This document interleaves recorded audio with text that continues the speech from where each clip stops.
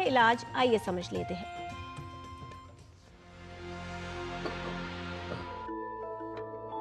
मस्तिष्क की रसौली यानी ब्रेन ट्यूमर मस्तिष्क की कोशिकाओं की अनियंत्रित वृद्धि से उत्पन्न होता है।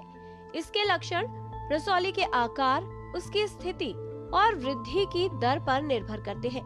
जैसे जैसे रसौली यानी ट्यूमर का आकार बढ़ता है, ये आसपास के मस्तिष्क के ऊतकों पर दबाव बनाता है और उनके कार्य को बदल देता है, जिसकी वजह से व्यक्ति को कई तरह की जटिलताएं हो सकती है। व्यक्ति के सिर में दर्द हो सकता है और संतुलन की समस्या भी हो सकती है। दिमाग में कोई भी रसौली हो या ट्यूमर हो, वो खतरनाक है, क्योंकि जब बढ़ती है तो दिमाग में प्रेशर बढ़ता है, उससे आदमी की प्रॉब्लम्स बढ़ जाती हैं। इसलिए कोई भी रसौली हो, छोटी से छोटी, उसका इलाज होना चाहिए। अगर आपको कमज़ोरी आ रही है, दिमाग में दर्द हो रहा है, सिर दर्द हो रहा है, उल्टी के साथ स्पेशली, आँखों में विज़न कम हो रहा है या चश्मा जल्दी चेंज करना पड़ रहा है, मेमोरी डिस्टर्बेंसेस हो रहे हैं और कोई भी ऐसी तकलीफ़ हो रही है जिससे आपको लग रहा है कि आप ठीक से काम नहीं कर पा रहे हैं, तो आपको सोचना चाहिए कि दिमाग में कुछ हो सकता है। इसके लिए आपको डॉक्टर को दिखाना चाहिए, स्पेशली न्यूरोसर्जन, न्यूरोलॉजिस्ट, और उसके बाद ज़रूरत पड़े तो कंट्रास्ट एमआरआई इसके लिए कराते हैं।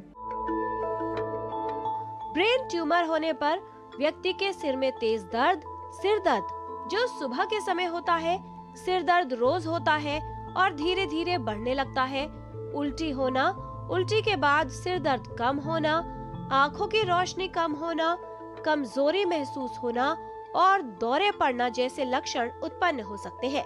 मस्तिष्क में होने वाली हर रसौली या ट्यूमर कैंसर युक्त नहीं होता।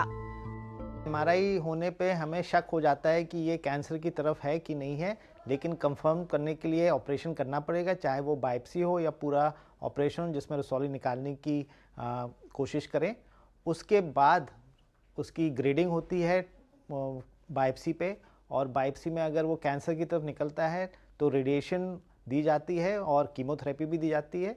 और रेडिएशन हम गामा नाइफ के द्वारा भी कर सकते हैं, न्यूरोसर्जन करते हैं जो, और प्रॉपर रेडियोथेरेपी जो होती है वो ऑब्वियसली रेडिएशन ऑन्कोलॉजिस्ट करते हैं। अगर बिनाइन आता है या मतलब कैंसर नहीं आता है तो उसको हमें फॉलोअप में रखना पड़ता है। हर 6 महीने 1 साल में एमआरआई करा के देखना पड़ता है कि वो रसौली रुकी रहे। बिनाइन ट्यूमर यानी सौम्य रसौली कैंसर युक्त नहीं होती, जबकि मैलिग्नेंट ट्यूमर कैंसर युक्त होता है। जैसे जैसे रसौली का आकार बढ़ता है, ये मस्तिष्क के अंदर दबाव बढ़ा देता है। इससे मस्तिष्क को क्षति होती है और व्यक्ति के जीवन के लिए खतरा उत्पन्न हो जाता है।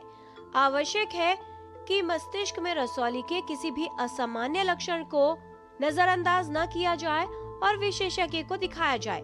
इलाज की आधुनिक विधियों द्वारा रोगी को ठीक कर उसका जीवन सामान्य बनाया जा सकता है।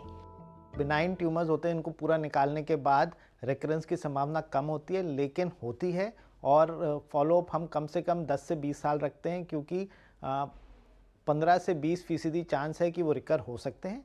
दूसरी तरफ जो कैंसर के पेशेंट हैं वो 100% रिकर होंगे, सिर्फ समय की बात है कब रिकर करेंगे। तो अगर कैंसर बहुत ज़्यादा है तो वो तो 2-3 महीने में भी रिकर कर सकते हैं, कम कैंसर है तो 2-3 साल 5 साल के बाद रिकर कर सकते हैं। इसलिए मैं बार बार ये समझाना चाहता हूँ कि फॉलोअप में होना बहुत ज़रूरी है। यदि आपको सुबह के समय सिर में दर्द होता है, लगातार तेज सिर दर्द रहता है, सिर दर्द की तीव्रता बढ़ रही है, तो इसे माइग्रेन का दर्द समझकर सिर्फ दवा लेकर नजरअंदाज न करें।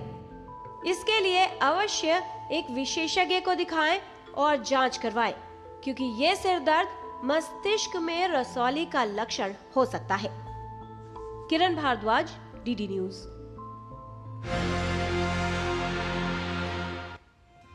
और यदि आप रोगों से मुक्त